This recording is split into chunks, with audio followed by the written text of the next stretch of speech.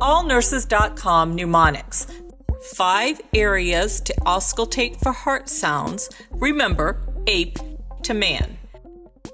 For the aortic valve, listen at the right second intercostal space. For the pulmonic valve, the left second intercostal space. For Erb's point, where you will assess S1 and S2, listen at the left third intercostal space. For the tricuspid valve, listen to the left lower sternal border, fourth intercostal space.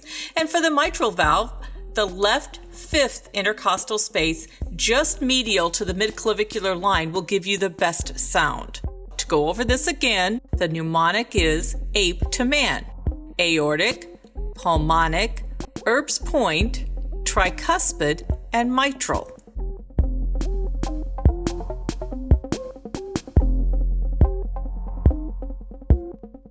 Tune in to our YouTube channel, allnurses.com.